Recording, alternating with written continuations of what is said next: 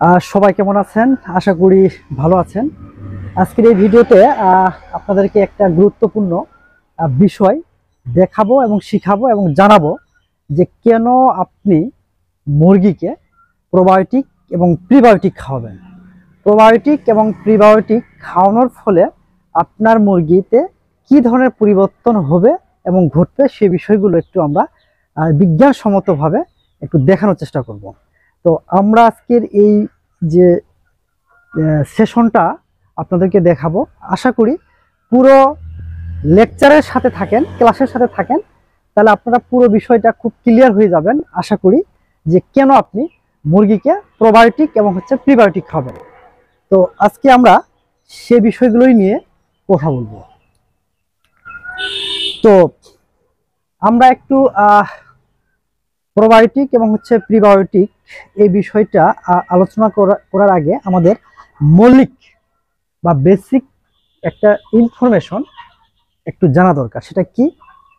আমরা পোলট্রি সেক্টরে যতগুলো মুরগি আছে, শুধু মুরগি না, হাঁস বলেন, হাঁস মুরগিকে যে ধরনের আমরা খাবারগুলো দেই তার ম্যাক্সিমাম কিন্তু খাবারগুলো হচ্ছে শস্য দানা, যেমন ভুট্টা, গম, যব, তারপর হচ্ছে আপনার রাইস ব্রান বলেন, চাল বলেন, হ্যাঁ, খুদ, এগুলো সবগুলো হচ্ছে কিন্তু শস্য দানা এবং এগুলো হচ্ছে কার্বোহাইড্রেট সোর্স। তো আমরা একটু দেখি যে শস্য দানা, হ্যাঁ, আমরা প্রোবায়োটিক এবং প্রিবায়োটিকের যে মেকানিজমটা, মানে মোড অফ অ্যাকশন, এর ফলে মুরগিতে কি পরিবর্তন হয় সেগুলো আমরা একটু ধারাবাহিকভাবে আমরা সেগুলো জানার চেষ্টা করব।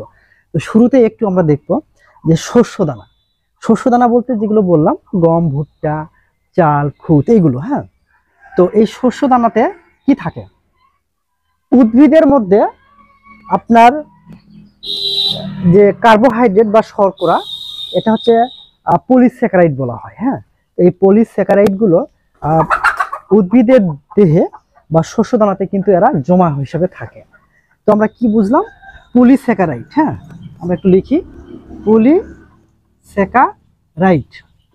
তার মানে এই পলিস্যাকারাইডটা হচ্ছে কিছুই না, আমরা যেমন মানুষের ক্ষেত্রে কি বলি, গ্লুকোজ, ফ্রুক্টোজ, গ্লাকটোজ, এগুলো হচ্ছে কি শক্তি, হ্যাঁ। গ্লুকোজ একটা শক্তি, ফ্রুক্টোজ, গ্লাকটোজ এগুলো হচ্ছে কার্বোহাইড্রেটের শক্তি। সেটা কিসে? এনিমেলের ক্ষেত্রে, আমাদের মানুষের ক্ষেত্রে। তো উদ্ভিদের ক্ষেত্রে বা শস্য দানার ক্ষেত্রে আমরা পলিস্যাকারাইডটাকে বলছি, হ্যাঁ। এখন এই পলিস্যাকারাইড বলতে কি কি বোঝাচ্ছি? পলিস্যাকারাইড বলতে আমরা সেলুলোজ, হ্যাঁ, যেমন আমরা কি বলি মানুষের ক্ষেত্রে বা এনিমেলের ক্ষেত্রে গ্লুকোজ, হ্যাঁ। তো উদ্ভিদের ক্ষেত্রে কিন্তু সেটা সেলুলোজ, তাহলে হচ্ছে সেলুলোজ। 2 নম্বর হচ্ছে হেমি সেলুলোজ। তারপর আর কি আছে? প্যাকটিন আছে, হ্যাঁ, প্যাকটিন, এই প্যাকটিন আছে। আর একটা আছে কি? স্টার্চ। যেমন আমরা এনিমেলের ক্ষেত্রে এই গ্লুকোজ, ফ্রুক্টোজ বা হচ্ছে আপনার গ্লাকটোজ যেগুলো, সেগুলো কিন্তু যখন এনিমেলের ক্ষেত্রে জমা হয় বডিতে, তখন সেটা কিন্তু আমরা কি বলি ওইটাকে? ফ্যাট বা ফ্যাটি অ্যাসিড, হ্যাঁ। ফ্যাট হিসেবে কিন্তু আমাদের দেহে কিন্তু জমা হয়। এই যে স্কিন ফ্যাট, অ্যাবডোমিনাল বা নাড়ি ভুঁড়িতে যেটা পেটের মধ্যে জমা হয়, অ্যাবডোমিনাল ফ্যাট, স্কিন ফ্যাট, হ্যাঁ, মাসল ফ্যাট, মানে মাংসের মধ্যে যে ফ্যাটটা জমা হয় তাকে মাসল ফ্যাট বলা হয়। পেটের মধ্যে যেটা ফ্যাট জমা হয় তাকে অ্যাবডোমিনাল ফ্যাট বলা হয়। তো এই ফ্যাটটাকে বলা হচ্ছে উদ্ভিদের ক্ষেত্রে বা শস্যদানার ক্ষেত্রে স্টার্চ। তো এগুলো সবগুলোই হচ্ছে কি? এই যে সেলুলোজ, হেমিসেলুলোজ এবং হচ্ছে প্যাকটিন, স্টার্চ, এগুলো হচ্ছে পলিস্যাকারাইড। তার মানে হচ্ছে কার্বোহাইড্রেট। সোজা বাংলা কথা হচ্ছে কি? শর্করা। এটা হচ্ছে শর্করা। এই শর্করার উৎসটা কি? এটা হচ্ছে উৎস, হ্যাঁ। তাহলে শর্করার উৎসটা কি? শস্য দানা। শস্য দানাতে কি থাকে? পলিস্যাকারাইড থাকে। আপনারা কিন্তু ভালো করে বুঝবেন, তাহলে কিন্তু আপনার মেকানিজম গুলো বুঝতে পারবেন যে কেন আপনি খাওয়াবেন। কারণ প্রোবায়োটিক তো ভাই নিয়মিত খাবে না, কিন্তু আপনাকে সাইন্টিফিক জানতে হবে। যারা ভেটেরিনারি, যারা স্টুডেন্ট আছেন, যারা ভেটেরিনারি সেক্টরে যারা পড়াশোনা করেন বা হচ্ছে যারা এনিমেল নিয়ে কাজ করেন, এটা কিন্তু খুবই গুরুত্বপূর্ণ। তো আমরা কি জানলাম? শস্য দানা থেকে পলিস্যাকারাইড পাচ্ছি, যেটা শর্করা। তাহলে কি এটা আমি জানি? আমরা গ্লুকোজের পরিবর্তে সেলুলোজ, হেমিসেলুলোজ, প্যাকটিন, স্টার্চ, হ্যাঁ। তো এটা আমরা একটু মুছে দিই। তাহলে আমরা কি জানলাম? পলিস্যাকারাইড। তাহলে আমরা একটু সংক্ষেপে জাস্ট এই পলিস্যাকারাইডটা একটু আরেকটু লিখি, হ্যাঁ। এই পলিস্যাকারাইড, এই পলিস্যাকারাইডটা কি হয় জানেন? এই পলিস্যাকারাইডটা হচ্ছে ভেঙে ভোলাটাইল, এই যে ভোলাটাইল ফ্যাটি অ্যাসিড তৈরি হয়, এটাকে ভোলাটাইল ফ্যাটি অ্যাসিড। তাহলে ভোলাটাইল ফ্যাটি অ্যাসিড তৈরি হয় কিভাবে? পলিস্যাকারাইড থেকে তৈরি হয়। তো ভোলাটাইল ফ্যাটি অ্যাসিড যেটা, সেটা তো ভাই এমনি হয় না। তো এই এমনি হয় না, একটা মেকানিজম আছে, সেটা আমরা ওইভাবে বিস্তারিত ওখানে যাব না। জাস্ট এই যে পলিস্যাকারাইড থেকে যে ভোলাটাইল ফ্যাটি অ্যাসিডটা তৈরি হচ্ছে কে করে জানেন? ফার্মেন্টেড। ওই যে ফার্মেন্টেশন খাবার আমরা খাওয়াই, ফার্মেন্টেড। এই ফার্মেন্টেড প্রজাতির কিছু ব্যাকটেরিয়া থাকে, হ্যাঁ।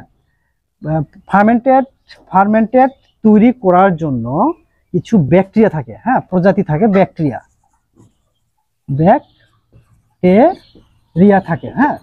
তো এই যে ফার্মেন্ট, তার মানে হচ্ছে সোজা বাংলা কথা বলি যে পলিস্যাকারাইড থেকে ভোলাটাইল ফ্যাটি অ্যাসিড তৈরি হতে ফার্মেন্টেড স্পিসিস বলা হয়, বা ফার্মেন্টেড, এখানে কিন্তু ফার্মেন্টেশন ঘটে, হ্যাঁ। তো সেখানে কিন্তু কিছু ব্যাকটেরিয়া থাকে, সেই ব্যাকটেরিয়াগুলো কি করে জানেন? এই পলিস্যাকারাইডটাকে ভেঙে ফ্যাটি অ্যাসিড তৈরি করে, ভোলাটাইল ফ্যাটি অ্যাসিড তৈরি করে।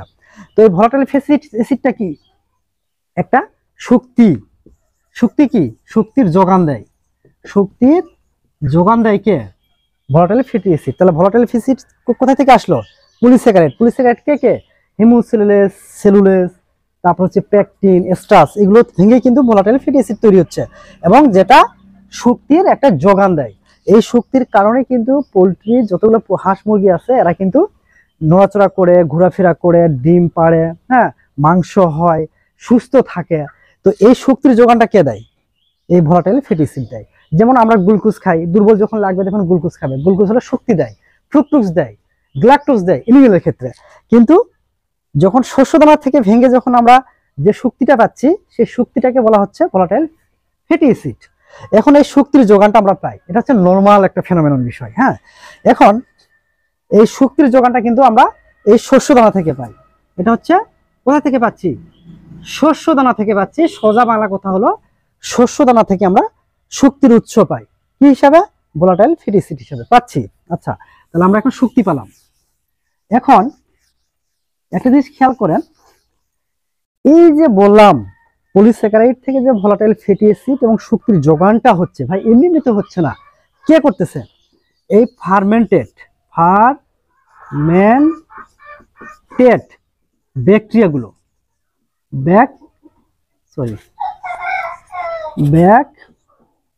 ব্যাকটেরিয়াগুলো কি করতেছে? ওই যে শক্তির যোগানগুলো তারা কিন্তু ভাঙতে সাহায্য করতেছে। তো এই ফার্মেন্টেড ব্যাকটেরিয়াগুলো কি করে জানেন? এই ফার্মেন্টেড যে স্পিসিস যেগুলো আছে, এরা কি করে? ল্যাকটিক অ্যাসিড কিছু তৈরি করে, মানে ফার্মেন্টেশন তো সেখানে ঘটনা ঘটে, তাই না? ব্যাকটেরিয়াগুলো তারা ঘটাচ্ছে। এখন এখানে কি করে জানেন? ল্যাকটিক অ্যাসিড ফর্মিং ব্যাকটেরিয়া তৈরি হয়। ল্যাকটিক অ্যাসিড ফর্মিং মানে কি? তৈরি করা। ব্যাকটেরিয়া কি হয়? তৈরি হয়, ব্যাকটেরিয়া তৈরি হয়। তার মানে যখন ফার্মেন্টেশন ঘটনাটা যখন ঘটে, তখন সেই সময় ল্যাকটিক অ্যাসিড ফর্মিং ব্যাকটেরিয়াগুলো তৈরি হয়। এটা কিন্তু ন্যাচারাল একটা ঘটনা, এবং মুড অফ অ্যাকশন, এবং হচ্ছে এটা মেকানিজম। তো এই ফার্মেন্টেড ব্যাকটেরিয়াগুলো যখন ঘটনাটা ঘটাচ্ছে, পলিস্যাকারাইড থেকে ভোলাটাইল ফ্যাটি অ্যাসিড হচ্ছে, সেই সময় এই ল্যাকটিক অ্যাসিড ফর্মিং ব্যাকটেরিয়াগুলো তৈরি হয়। ফর্মিং মানে কি? তৈরি করা। তো এই ল্যাকটিক অ্যাসিড কারা তৈরি করে? এই যে ফর্মিং ব্যাকটেরিয়াগুলো, এই ব্যাকটেরিয়াগুলো কি তৈরি করতেছে জানেন? ল্যাকটিক অ্যাসিড তৈরি করতেছে। আবার কিছু ব্যাকটেরিয়া আবার হচ্ছে ফার্মেন্টেশনের মাধ্যমে পলিস্যাকারাইড থেকে ভোলাটাইল ফ্যাটি অ্যাসিড তৈরি করতেছে, যেটা শক্তির যোগান। এখন আমরা দেখব এই ব্যাকটেরিয়াগুলো কি করে জানেন? এই ব্যাকটেরিয়াগুলো একটা মেকানিজম আছে, সেটা কি তৈরি করে জানেন? এই ব্যাকটেরিয়াগুলো H2 হচ্ছে কার্বন ডাই অক্সাইড তৈরি করে। তাহলে H2 এবং কার্বন ডাই অক্সাইড কে তৈরি করে? ল্যাকটিক অ্যাসিড যারা তৈরি করে, সেই সকল ব্যাকটেরিয়াগুলো কি করে জানেন? H2 এবং কার্বন ডাই অক্সাইড তৈরি করে। এবং এই যে কার্বন ডাই অক্সাইড এবং এটা পেলাম। তো এখন আমরা দেখব, এখন এই H2 থেকে CH4 এবং এখান থেকে কার্বন ডাই অক্সাইড অক্ষত অবস্থায় থাকে। তার মানে এটা কি? এটা হচ্ছে মিথেন, এটা কার্বন ডাই অক্সাইড। আমরা পোল্ট্রি খামার আমরা কি বলি? পোল্ট্রি খামার থেকে কি তৈরি হয়? অ্যামোনিয়া গ্যাস তৈরি হয়, কার্বন ডাই অক্সাইড তৈরি হয়, মিথেন গ্যাস তৈরি হয়। তো এই মিথেন গ্যাসটা কিভাবে আসে জানেন? এই দেখেন, এই মিথেন গ্যাসটা তৈরি হয়। তো এই মিথেন গ্যাস এটা হচ্ছে মিথেন। এই মিথেন গ্যাস তৈরি হয় এবং কার্বন ডাই অক্সাইডটা তৈরি হচ্ছে। এখন এই যে মিথেন গ্যাস যে তৈরি হচ্ছে, এটাকে বলা হয়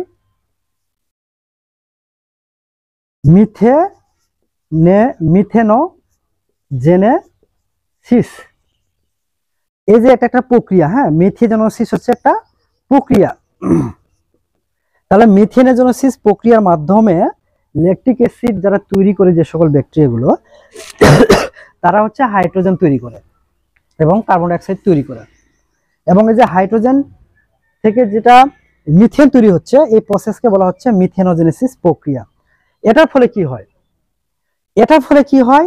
এই মিথেন এবং কার্বন ডাই অক্সাইড এই দুজন মিলে কি হয় জানেন? ওই যে দেখেন ওখানে কি করছে, শক্তির যোগান দিচ্ছে, কিন্তু এখানে শক্তি লস হচ্ছে, শক্তির লস হয়।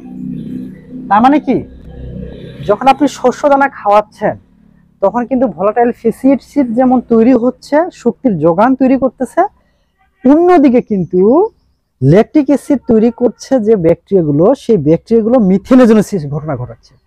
ফলে কি হয়? শক্তিটা কিন্তু লস হয়ে যাচ্ছে।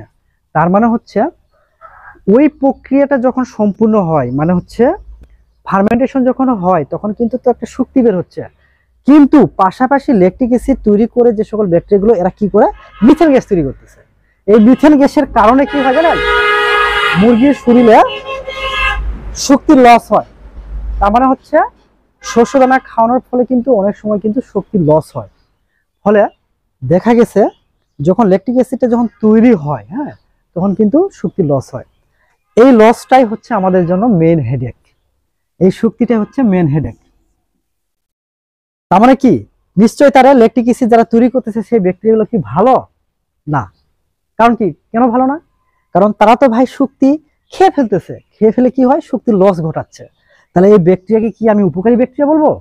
No never. এটা হচ্ছে ক্ষতিকর ব্যাকটেরিয়া। এই ক্ষতিকর ব্যাকটেরিয়ার কারণে কিন্তু আমার শস্য দানা থেকে শক্তি আসার কথা, সেটা কি হচ্ছে? ল্যাকটিক অ্যাসিডের কারণে শক্তি আমার লস হয়ে যাচ্ছে, শুধুমাত্র এই ল্যাকটিক অ্যাসিড ব্যাকটেরিয়ার কারণে। এখন আমরা দেখবো, যেহেতু আমরা শক্তি লস হয়ে যাচ্ছে, তার মানে আপনার মুরগিতে বা হাঁসের মধ্যে কি হচ্ছে? শক্তি লস হচ্ছে। এই শক্তি লস হওয়ার কারণে আমরা ক্ষতিকর ব্যাকটেরিয়া আমরা তৈরি হচ্ছে, সেটা আমরা দেখতে পাচ্ছি। তাহলে ক্ষতিকর ভাই ব্যাকটেরিয়া শরীরের মধ্যে থাকা মানে কি? সে কিন্তু ইনফেকশন করবে। ইনফেকশনটা কোথায় করবে? যেখানে তারা থাকে। কোথায় থাকে? নারী। এই প্রোবায়োটিক এর কাজ কি? এই জন্য বললাম যে বেসিক জিনিসটা কিন্তু ভাই আপনাকে বুঝতে হবে। এই প্রোবায়োটিকটা কি? এই প্রোবায়োটিক হচ্ছে অণুজীব। অণুজীব মানে কি? অণুজীব মানে হচ্ছে জীবাণু। সোজা বাংলা কথা যদি বলি, জীবাণু। ইংরেজিতে বলা হয় মাইক্রোফ্লোরা। এই জীবাণুটা কি খারাপ জীবাণু? নো, এই জীবাণুটা হচ্ছে উপকারী জীবাণু, উপকারী ব্যাকটেরিয়া। মাইক্রোফ্লোরা যাকে বলা হচ্ছে উপকারী ব্যাকটেরিয়া। তার মানে এটাকে যদি আমি বলি উপকারী ব্যাকটেরিয়া, ব্যাকটেরিয়া। আর যখন এই শস্য দানা থেকে যখন আমি শক্তি পাচ্ছি, তখন কি তৈরি হচ্ছে? ক্ষতিকর ব্যাকটেরিয়া তৈরি হচ্ছে। তার মানে আপনি ভুট্টা খাওয়াচ্ছেন, গম খাওয়াচ্ছেন, এটা খাওয়াচ্ছেন, ঠিকই কিন্তু শক্তি কিন্তু পাওয়া যাচ্ছে, কিন্তু তার সাথে সাথে কিন্তু ক্ষতিকর ব্যাকটেরিয়াও কিন্তু নারী ভুঁড়িতে তৈরি হচ্ছে। এখন এই প্রোবায়োটিক যখন আপনি দিবেন আপনার মুরগিকে বা হাঁসকে বা গরু ছাগল, যে কোনো এনিমেল বা প্রাণীকে যখন প্রোবায়োটিক খাওয়াবেন, তখন কি ঘটনা ঘটে? এখন আমার এই আলোচনার মাধ্যমে কিন্তু আপনারা বুঝতে পারবেন যে কেন আপনারা হাঁস, মুরগি, গরু, ছাগল, ভেড়া সবাইকে কেন প্রোবায়োটিক খাওয়াবেন। আপনার উত্তরটা কিন্তু পেয়ে যাবেন। তো এই প্রোবায়োটিক খাওয়ার কারণে দুইটা ঘটনা ঘটে। কয়টা ঘটনা ঘটে? দুইটা কিন্তু ঘটনা ঘটে। আমি এক নাম্বার ঘটনাটার কথা বলছি। হ্যাঁ, এক নাম্বার ঘটনাটা কি ঘটে? যখন আপনি প্রোবায়োটিকটা দিচ্ছেন, তখন এরা কি করে জানেন? এরা তো খেয়ে ফেলতেছে। তো আমরা প্রোবায়োটিক খাওয়াচ্ছেন, নারী ভুঁড়িতে যাচ্ছে। এই নারী ভুঁড়ি, এটাকে বলা হচ্ছে কি? গ্যাস্ট্রো ইন্টেস্টিনাল ট্রাক্ট বা ডাইজেস্টিভ ট্রাক্ট। ডাইজেস্টিভ ট্রাক্ট বলা হচ্ছে ইংরেজিতে, বাংলা হচ্ছে নারী ভুঁড়ি, সোজা বাংলা কথা। নারী ভুঁড়ির দেওয়ালে এরা কি করে জানেন, এরা যায় ওখানে বসবাস শুরু করে দেয়। তার মানে হচ্ছে নারী ভুঁড়ির দেওয়ালে এরা কি যুক্ত হয়। তারপরে হচ্ছে প্রোবায়োটিক যখন খাওয়াচ্ছেন তখন এরা এই ব্যাকটেরিয়াগুলো, উপকূলের ব্যাকটেরিয়াগুলো কোথায় যাচ্ছে, নারী ভুঁড়ির দেওয়ালে গিয়ে এরা কি করে জানেন, দলা বাঁধে। এটাকে বলা হয় কলোনি করা। তার মানে এরা যুক্ত হয়, কার সাথে যুক্ত হচ্ছে, কোথায় যুক্ত হচ্ছে, নারী ভুঁড়ির দেওয়ালে তারা কিন্তু যুক্ত হয় কি করে জানেন, তারা দলবদ্ধভাবে থাকে, এটাকে বলা হচ্ছে কলোনি। হ্যাঁ, দলবদ্ধভাবে থাকতেছে, এটাকে কলোনি বলা হচ্ছে। যখন এই কলোনি তারা যখন তৈরি করতেছে নারীর ভুঁড়িতে, তখন এটাকে বলা কলোনাইজেশন বলা হচ্ছে। এই কলোনাইজেশনটা হচ্ছে কি, একটা বংশবৃদ্ধি প্রক্রিয়া। তার মানে 2টা থেকে 4টা, 4টা থেকে 8টা, 8টা থেকে 16টা, 16টা থেকে 32টা এভাবে করে কলোনাইজেশনটা হচ্ছে। তাহলে কলোনাইজেশনটা হচ্ছে কার, উপকারী ব্যাকটেরিয়া। কোথায়, নারী ভুঁড়ির দেওয়ালে। যখন এরা ওই যে নারী ভুঁড়ির যে দেওয়ালটা আছে, হ্যাঁ, অর্থাৎ ভুঁড়ির যে দেওয়ালে এরা কি করে, কলোনি তৈরি করে। ফলে কি হয়, যখন তারা কলোনি তৈরি করে তখন এরা কি করে জানেন, ক্ষতিকর ব্যাকটেরিয়া, ওই যে বললাম ল্যাকটিক অ্যাসিড ফর্মিং যে ক্ষতিকর ব্যাকটেরিয়াটা আছে, এই ব্যাকটেরিয়াকে, এই উপকারী ব্যাকটেরিয়াগুলো ওরাও তো কলোনি তৈরি করে ভাই, ওরা তো যেহেতু পেটের মধ্যে থাকে, তার মানে নিশ্চয়ই ওরা এক জায়গায় দলবদ্ধ হয়ে থাকে, তারাও একটা কলোনাইজেশন তৈরি করে, কলোনি তৈরি করে। হ্যাঁ, এই এরা কি করে, এই উপকারী ব্যাকটেরিয়াগুলো ওই ক্ষতিকর ব্যাকটেরিয়ার কি করে জানেন, ব্যাকটেরিয়ার কলোনি কি করে, কলোনিতে এরা যায়, গিয়ে কি করে, এদের যে বংশবৃদ্ধির যে প্রক্রিয়া বা কলোনাইজেশন যেটা বলা হচ্ছে, সেই বংশবৃদ্ধির যে প্রক্রিয়াটাকে এরা কিন্তু হ্যাম্পারিং করে। মানে উপকারী ব্যাকটেরিয়াগুলোকে তাদেরকে গিয়ে সবাই বলে যায়, গিয়ে বলে যায় তুই সর, এই ধর, এইভাবে মনে ধরেন যে ক্ষতিকর ব্যাকটেরিয়াগুলোকে একবারে তাদের বংশবৃদ্ধিটাকে বন্ধ করে দেয়। তাহলে কলোনিতে আক্রমণ করে, না আঘাত করার ফলে কি করে, আঘাত করে, এটার ফলে কি হয়, ফলে 1 নম্বর, কিন্তু আমি কিন্তু 1 নম্বর ধাপে আছি। ফলে যেটা হয়, হ্যাঁ, ফলে যেটা হয়, ক্ষতিকর যে ব্যাকটেরিয়াগুলো থাকে, এই ক্ষতিকর ব্যাকটেরিয়ার, আমি সংক্ষেপে লিখলাম, ব্যাকটেরিয়ার বংশবৃদ্ধি কি করে, দমন করে। সোজা বাংলা কথা হচ্ছে দমন করে। ফলে কি হয়, এই ক্ষতিকর ব্যাকটেরিয়াটার পরিমাণটা কমে যায়। সুতরাং পরিমাণ কমে গিয়ে কি হয়, ওই যে উপকারী ব্যাকটেরিয়াটার বংশবৃদ্ধি বাড়তে থাকে। এই বাড়ার ফলে কি হয়,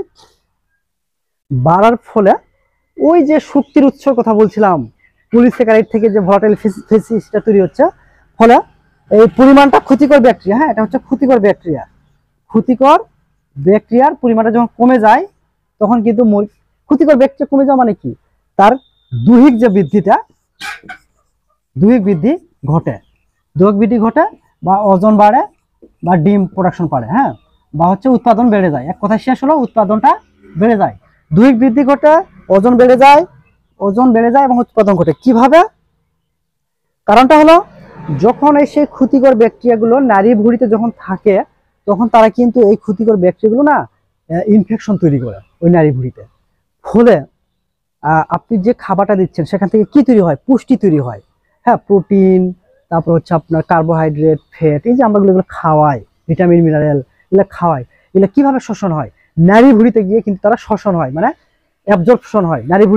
নারী ভুঁড়ির মাধ্যমে কিন্তু তারা কিন্তু রক্তের মাধ্যমে সারা শরীরে ছড়িয়ে পড়ে। তো যখন ভাই ক্ষতিকর ব্যাকটেরিয়া থাকবে, তখন কিন্তু ওই যে প্রক্রিয়াটা, পুষ্টিগুলো যে চুষে নেয়, হ্যাঁ, শরীর, সে পুষ্টিগুলোকে কিন্তু বাধা দেয়। কে বাধা দেয়, ক্ষতিকর ব্যাকটেরিয়াগুলো। যখন এটা কমে যায়, তখন কিন্তু উপকারী ব্যাকটেরিয়া যখন বেড়ে যায়, তখন কিন্তু ওই পুষ্টিগুলো কিন্তু শরীরের মধ্যে চলে যায়, মানে খুব ভালোভাবে যেতে পারে। ফলে যেটা হয়, কিন্তু শরীরের মধ্যে যখন পুষ্টি লেগে যায়, তখন কিন্তু দেহের স্বাভাবিক যে বৃদ্ধি, যে ওজন, যে ডিম পাড়ার প্রোডাকশন, যেটাই বলেন না কেন, তার সবকিছু স্ট্রাকচার কিন্তু পরিবর্তন হয়ে যায়। ওই যে বলছিলাম যে প্রোবায়োটিক খাওয়ানোর ফলে কি পরিবর্তন হয়, প্রোবায়োটিক খাওয়ানোর ফলে কি হয়, যে নারী ভুঁড়ির সেলগুলো কিন্তু অ্যাক্টিভ থাকে, সুস্থ থাকে, ফলে আপনার নিউট্রিয়েন্ট বা পুষ্টিগুলো শোষণ হয়, ফলে দৈহিক বৃদ্ধি ঘটে, ওজন হয়, উৎপাদন বেড়ে যায়। সেটা ডিম হতে পারে, মাংস হতে পারে। তার মানে সোজা বাংলা কথা হলো উৎপাদনটা বেড়ে যায়, সেটা মাংস হোক ডিম হোক। তাহলে কিভাবে বাড়লো, কিভাবে বেড়েছে? পুষ্টি শোষণ হওয়ার কারণে। তাহলে আপনারা কি বুঝতে পারছেন তাহলে কিভাবে তাহলে পরিবর্তনটা হলো? ওই যে বললাম যে প্রোবায়োটিক খাওয়ানোর ফলে কি পরিবর্তন হয়, এটা হচ্ছে পরিবর্তন। এটা হচ্ছে 1 নম্বর ধাপের কথা বললাম। তো এই প্রোবায়োটিক খাওয়ানোর ফলে আমি একটু সংক্ষেপে বলি, প্রোবায়োটিক খাওয়ানোর ফলে ক্ষতিকর ব্যাকটেরিয়ার লোডটা কমে যায়, উপকারী ব্যাকটেরিয়ার পরিমাণটা বেড়ে যায়। ফলে ওই যে নারী ভুঁড়িতে যে ইনফেকশন হওয়ার সুযোগ ছিল সেটা আর হয় না। আর এই প্রোবায়োটিক গুলো নারী ভুঁড়ির যে সেলগুলো থাকে, কোষগুলো থাকে, সেগুলোকে এরা কিন্তু অ্যাক্টিভ করে দেয়, সুস্থ রাখে সেলগুলোকে, ওখানে কোনো ইনফেকশন হতে দেয় না। ফলে আমরা যে খাবারগুলো খাই ওখান থেকে যে পুষ্টিগুলো পাই সেটা কিন্তু শরীরের মধ্যে সহজে প্রবেশ করে, ফলে মুরগির প্রোডাকশনটা ঠিক থাকে। সিম্পল বিষয়। এখন এটা গেলো 1 নম্বর বিষয়। হ্যাঁ, তাহলে প্রোবায়োটিকের হলো বেসিক্যালি হচ্ছে 2টা কাজ। আপনারা যদি নেটে বা গুগলে সার্চ দেন দেখবেন যে অনেক আপনার প্রোবায়োটিক খাওয়ানোর উপকারগুলো কি কি পাওয়া যায় সেগুলো কিন্তু আপনারা পেয়ে যাবেন। কিন্তু বেসিক যে বিষয়গুলো সেগুলোর কারণে কিন্তু অতগুলো উপকার পাওয়া যায়। এখন আমরা 2 নম্বর ধাপটা দেখবো। হ্যাঁ, 2 নম্বর ধাপটা কি? প্রোবায়োটিক শুধু শরীরের মধ্যে পুষ্টি শোষণে শুধু ভূমিকা রাখে না, এরা রোগ প্রতিরোধ ক্ষমতাও কিন্তু বাড়িয়ে দেয়। সেটা কিভাবে সেটা একটু দেখাবো। এরা কি করে জানেন? এই উপকারী এই প্রোবায়োটিকের মধ্যে যে অণুজীবগুলো থাকে এরা কি করে জানেন? গ্যাস্ট্রো ইন্টেস্টিনাল ট্রাক্টের মধ্যে যে ইমিউনো সিস্টেম আছে একটা, হ্যাঁ, প্রত্যেকটা, যেমন লিম্ফ নোড বলেন, নারী ভুঁড়িতে বলেন, বিভিন্ন জায়গায় কিন্তু আমাদের ফ্যাগোসাইটোসিস হয়, তারপরে হচ্ছে থ্রম্বোসাইট রক্তের মধ্যে। তো এগুলো কিছু কিছু সেল আছে বা কোষ আছে, এরা কিন্তু কি করে জানেন? ক্ষতিকর ব্যাকটেরিয়া বা অ্যান্টিজেনগুলোকে এরা কিন্তু ধ্বংস করে দেয়। তো প্রোবায়োটিক খাওয়ানোর ফলে কি হয় জানেন? গ্যাস্ট্রো ইন্টেস্টিনাল ট্রাক্টের মধ্যে যে ইমিউনো সিস্টেম থাকে, এটাকে ইংরেজিতে বললাম, বাংলাতে যদি বলি, রোগ প্রতিরোধ ক্ষমতার জন্য যে সেলগুলো থাকে, যে কোষগুলো থাকে, অর্থাৎ রোগ প্রতিরোধ তৈরি করে যে সেলগুলো, যে কোষগুলো, সেই কোষগুলোর উপর এই প্রোবায়োটিক গুলো কি করে জানেন? ট্রিগার হিসেবে কাজ করে।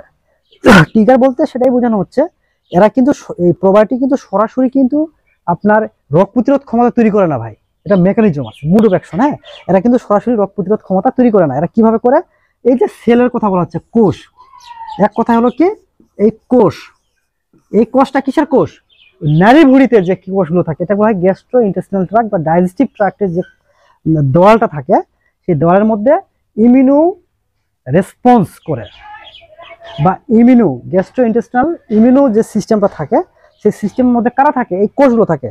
এই কোষগুলোর উপরে এরা কিন্তু কি করে? ট্রিগার হিসেবে কাজ করে। তাদেরকে সাড়া দেয়, এই আমি আসছি ভাই, এই যে আমি আসছি, সমস্যা নাই, আপনারা আপনার মতো কাজ করেন। মানে এই জীবাণুগুলো, মানে এই জীবগুলো, তারা কিন্তু ওখানে গিয়ে বলছে ভাই আমরা চলে আসছি, আপনার যেটা ফাংশন সেটা আপনি করেন। তখন এই কোষগুলো কি করে জানেন? এই কোষগুলো হচ্ছে অ্যান্টিবডি তৈরি করে। এখন অ্যান্টিবডি কিভাবে তৈরি হয় এটার কিন্তু একটা ক্লাস আছে, বিশাল ক্লাস। হ্যাঁ, টি লিম্ফোসাইট, বি লিম্ফোসাইট, এটা হচ্ছে আপনার লিম্ফ নোড থেকে যেটা হয় থ্রম্বোসাইট, এগুলো কিন্তু একটা মেকানিজম আছে। হ্যাঁ, ফ্যাগোসাইটোসিস, এগুলো কিন্তু এক একটা হয়। তো অ্যান্টিবডি কিন্তু খুবই গুরুত্বপূর্ণ। ওই যে আমরা টিকা দিই না, আমরা বিসিআরডিবি, রানিক, তারপর হচ্ছে আপনার পক্স, কলেরা, তারপর হচ্ছে আপনার বিভিন্ন ধরনের যে টিকাগুলো দেই মুরগিতে বা হাঁসকে, সেই ওগুলো কিন্তু এক একটা অ্যান্টিজেন। সেই অ্যান্টিজেনটা হচ্ছে, ওরাও কিন্তু ক্ষতিকর অ্যান্টিজেন, ওরা যখন শরীরের মধ্যে যখন প্রবেশ করে তখন কিন্তু এই কোষগুলো কিন্তু অ্যাক্টিভ হয়ে যায়, ফাংশনাল হয়ে যায়, তখন তারা কিন্তু অ্যান্টিবডি তৈরি করে। তো এই কোষ থেকে যে অ্যান্টিবডিটা তৈরি হচ্ছে এটা কিন্তু বিশাল একটা মেকানিজম আছে। তো সোজা অল্প কথা যদি বলি, এই কোষগুলো অ্যান্টিবডি তৈরি করে। এই অ্যান্টিবডির কাজ কি জানেন? এই অ্যান্টিবডির কাজ হলো, যখন কোনো ক্ষতিকর ব্যাকটেরিয়া শরীরের মধ্যে শ্বাস প্রশ্বাসের মাধ্যমে, স্কিনের মাধ্যমে যখন প্রবেশ করে, কি বললাম, শ্বাস প্রশ্বাসের মাধ্যমে, খাবারের মাধ্যমে, এই যে স্কিন বা চামড়ার মাধ্যমে যখন ক্ষতিকর ব্যাকটেরিয়াগুলো আমাদের শরীরের মধ্যে যখন প্রবেশ করে, বা মুরগির শরীরে যখন প্রবেশ করবে, শ্বাস প্রশ্বাস, খাবারের মাধ্যমে, চামড়ার মাধ্যমে যখন প্রবেশ করবে, তখন ওই যে ক্ষতিকর ব্যাকটেরিয়াগুলো যারা প্রবেশ করতেছে, সেটা ভাইরাস হতে পারে, হ্যাঁ, ব্যাকটেরিয়া হতে পারে, প্রোটোজোয়া হতে পারে, যে ধরনের জীবাণু আর কি ক্ষতিকর, এটাকে বলা হয় প্যাথোজেনিক ব্যাকটেরিয়া, প্যাথোজেনিক ভাইরাস, এই যে শব্দগুলো বলা হয়। এরা কি করে? এই কোষগুলো কিন্তু অ্যান্টিবডি তৈরি করে। এই অ্যান্টিবডির কাজ কি জানেন? এই অ্যান্টিবডির কাজ হলো ক্ষতিকর যে জীবাণুগুলো থাকে, মানে প্যাথোজেন যাকে বলা হয়, হ্যাঁ প্যাথোজেন। তাহলে আমি একটু মুছে দিই, তাহলে একটু বুঝতে সুবিধা হবে। তাহলে আমরা কিন্তু 2 নং ধাপে ছিলাম, হ্যাঁ 2 নং ধাপে ছিলাম। তাহলে এই অ্যান্টিবডির কাজ কি জানেন? এই অ্যান্টিবডির কাজ হলো কি জানেন? রোগ প্রতিরোধ ক্ষমতা বাড়ানো, রোগ প্রতিরোধ গড়ে তোলে, রোগ প্রতিরোধ গড়ে তোলে। সেটা কিভাবে তোলে? এই যে অ্যান্টিবডি তৈরি হচ্ছে, এই অ্যান্টিবডি গুলো কি করে জানেন? খারাপ ব্যাকটেরিয়ার সাথে যুক্ত হয়, মানে ক্ষতিকর যে ব্যাকটেরিয়া গুলো থাকে, এই ব্যাকটেরিয়ার সাথে এরা কি করে জানেন? ধরে, মানে তাদেরকে একবার ঝাপটে ধরে। এই অ্যান্টিবডি গুলো কি করে? ক্ষতিকর ব্যাকটেরিয়া গুলোকে একবার ঝাপটে ধরে। আয় বেটা, এই অ্যান্টিবডি গুলো কিন্তু ক্ষতিকর ব্যাকটেরিয়া যখন ঝাপটে ধরে, তখন ক্ষতিকর ব্যাকটেরিয়া তো সেল ওয়াল আছে, সাইটোপ্লাজম আছে, হ্যাঁ তারপরে তো মাইটোকন্ড্রিয়া আছে, তারা প্রোটিন তৈরি করে। তো এই অ্যান্টিবডি গুলো হচ্ছে এদের সব মেকানিজম গুলোকে একেবারে গ্রাস করে ফেলে, মানে ক্ষতিকর ব্যাকটেরিয়া সেল ওয়ালে কেউ সেলে ঢুকে তাকে একবার ক্ষতি করে দেয়। কেউ আবার কি করে? প্রোটিন তৈরি করে যে জায়গাটা, সেটা গিয়ে ওরা আক্রমণ করে, মানে যুদ্ধ করে। এক কথায় বাংলা কথা হলো, এই অ্যান্টিবডি গুলো হচ্ছে এক একটা যোদ্ধা। এই যোদ্ধা কাজ কি? এই ক্ষতিকর ব্যাকটেরিয়ার মধ্যে ঢুকে কেউ, ওরা যে প্রোটিন তৈরি করতেছে যা ওকে আঘাত করতেছে, যে সাইটোপ্লাজমে যে পানি তৈরি করতেছে তাকে হাইড্রোলাইসিস ঘটাচ্ছে, কেউ সেল ওয়ালে গিয়ে তাকে তার সেলটাকে একবারে ড্যামেজ করে দিচ্ছে। এভাবে করে ক্ষতিকর ব্যাকটেরিয়া গুলোকে একবারে পুরো দমে একেবারে গ্রাস করে ফেলে। ফলে এগুলো কিন্তু মারা যায়, এগুলো কিন্তু মারা যায়। এই মারা যাওয়ার ফলে কিন্তু কি হয় জানেন? অনেক সময় কিন্তু দেখুন পুজ বের হয়, এই যে রিঅ্যাকশনের কারণে পুজ বের হয়, ঘা তৈরি হয়, এগুলো কিন্তু বের হয়ে যায়, বিষ যাকে আমরা টক্সিন বলি। তো যাই হোক, ওইদিকে আমি যাবো না। তাহলে সোজা বাংলা কথা যদি বলি, তাহলে আমি প্রোবায়োটিক খাওয়ানোর ফলে আমি 2 ধরনের কাজ পাচ্ছি। একটা কি? পুষ্টিগুলো আমার শরীরের মধ্যে শোষণ হচ্ছে একদিকে, যেমন 100% নিশ্চিত করছে, অন্যদিকে অ্যান্টিবডি তৈরির মাধ্যমে মুরগির দেহে রোগ প্রতিরোধ ক্ষমতা গড়ে তুলছে। তার মানে আপনারাই এখন বলেন, আপনারাই এখন উত্তরটা দিবেন, আমি কোনো উত্তর দিব না, আপনারাই উত্তরটা দিবেন। তাহলে প্রোবায়োটিক খাওয়ানোর ফলে কোন 2টা কাজ আমরা পালাম? প্রোবায়োটিক খাওয়ানোর ফলে নট অনলি প্রোবায়োটিক, প্রিবায়োটিক, হ্যাঁ বা ভিটামিন মিনারেল যে খাবারগুলো আমরা খাওয়াই, হ্যাঁ সেগুলো বেসিক্যালি কি 2টা ঘটনা ঘটায়। তো যেহেতু এখানে প্রোবায়োটিক নিয়ে কাজ করছি বা প্রিবায়োটিক নিয়ে, সেটা 2টা ঘটনা ঘটাচ্ছে। কি ঘটনা? পুষ্টি শোষণ নিশ্চিত করে, পুষ্টি শোষণ নিশ্চিত করে। আপনার উত্তর দিয়ে দিচ্ছেন, দেখছেন? পুষ্টি শোষণ নিশ্চিত করে। 2 নম্বর কি? অ্যান্টিবডি তৈরির মাধ্যমে, অ্যান্টিবডি তৈরি করার মাধ্যমে কি করে? রোগ প্রতিরোধ ক্ষমতা বাড়িয়ে দেয়, রোগ প্রতিরোধ ক্ষমতা বৃদ্ধি করে। এই হচ্ছে 2টা কাজ প্রোবায়োটিক খাওয়ানোর ফলে হয়। এই যে এতক্ষণ কেন বললাম জানেন? আমরা জেনে না জেনে ইউটিউবে, ফেসবুকে, বিভিন্ন মিডিয়াগুলোতে আমরা খামারিদেরকে অযথা অ্যান্টিবায়োটিক খাওয়াতে বলি, অযথা ভিটামিন মিনারেল খাওয়াতে বলি, অযথা। যেটা প্রয়োজন ভাই সেটা আপনাকে দিতে হবে। কেন আপনি মেডিসিন খরচটা করবেন বলে? আমার কথা হলো যে কেন আপনি মেডিসিন খরচটা করবেন, কেন আপনি মেডিসিন খরচটা বাড়াচ্ছেন? এই প্রোবায়োটিক যদি রোগ প্রতিরোধ ক্ষমতা যদি বাড়িয়ে দেয়, তাহলে আপনাকে মেডিসিন খাওয়ানো দরকার আছে? আপনি অ্যান্টিবায়োটিক খাওয়াবেন সাময়িক একটা সমস্যা হয়েছে, সেটাকে সলিউশন করার জন্য, সমাধান করার জন্য, সুস্থ করার জন্য, সাময়িক কয়েকটা দিনের জন্য সে অসুস্থ, আপনি সুস্থ করলেন। কিন্তু একটা মুরগি বা একটা হাঁসকে সারা জীবন সুস্থ রাখতে গেলে এই প্রোবায়োটিকের কোনো বিকল্প নেই। আমরা যারা পোলট্রি সেক্টরে আছি, আমরা জানি যে প্রোবায়োটিকের গুরুত্ব কি। তো আমাদের পোলট্রি সেক্টরের মধ্যে এরকম হচ্ছে প্রোবায়োটিকের মতো কিন্তু আমরা কি করি? ব্যাকটেরিয়া বা ভাইরাসগুলোকে কিন্তু দমন করি। যেমন হচ্ছে কিছু এসেনশিয়াল অয়েল আছে, হ্যাঁ এসেনশিয়াল অয়েল আছে। তারপর হচ্ছে অ্যান্ড্রোগ্রাফিক্স পেনিকুলেটা নামে একটা উদ্ভিদ থেকে তৈরি করা হয়, অ্যান্ড্রোগ্রাফিক্স পেনিকুলেটা, তারাও কিন্তু রোগ প্রতিরোধ ক্ষমতা গড়ে তোলে। তারপর হচ্ছে মনোলোরিন, যেটা আমরা জানি, হ্যাঁ জিলিয়ান না কি নামের জন্য পাওয়া যায় বাজারে, মনোলোরিন নামে একটা আছে, এটা কিন্তু ভাইরাসকে রোধ করে, ব্যাকটেরিয়াকে রোধ করে দেয়। হ্যাঁ, তারপর এসেনশিয়াল কিছু অয়েল আছে, এগুলো কিন্তু আপনার রোগ প্রতিরোধ ক্ষমতা কিন্তু বাড়িয়ে দেয়। তো মোটামুটি ক্লাসটা আজকে এটাই। তো বেসিক জিনিসগুলো আপনারা ভাই জেনে রাখবেন, কখনো না জেনে না বুঝে কোনো ওষুধ খাওয়াবেন না। আমি আপনাদেরকে একটা রিকোয়েস্ট করব, কখনো না জেনে না বুঝে কোনো মেডিসিন আপনারা খাওয়াবেন না। একজন ভালো ভেটেরিনারি একজন ডাক্তারের শরণাপন্ন হবেন, তার পরামর্শে আপনারা খাওয়াবেন। কোনো ভেটেরিনারি যদি ডাক্তার অযথা যদি অ্যান্টিবায়োটিক দিয়ে দেয়, আপনারা তার শরণাপন্ন হবেন না। একটা কথা সবসময় রাখবেন, সবাই কিন্তু ডাক্তার নয়, সবাই ডিভিএম ডাক্তার, কিন্তু সবাই কিন্তু ভালো ডাক্তার না, এই কথা সবসময় রাখবেন। আমরা পোলট্রি সেক্টরে একটা কথা বলি লাস্ট শেষের দিকে, আমরা পোলট্রি সেক্টরে সবচেয়ে বেশি অ্যান্টিবায়োটিক ব্যবহার করি। প্রয়োজন ক্ষেত্রে বাড়তি কোনো অ্যান্টিবায়োটিক দেওয়ার দরকার নেই, সর্বোচ্চ আপনি তুলে দিতে পারেন। সিনার্জেটিক একটা অ্যাকশন নামে একটা কথা আছে, সেটার জন্য আপনারা 2টা অ্যান্টিবায়োটিক ব্যবহার করতে পারেন। সেটা নিয়ে আমি পরবর্তী ক্লাসে আলোচনা করব। তো আজকে এই পর্যন্ত, ভালো থাকবেন, নমস্কার।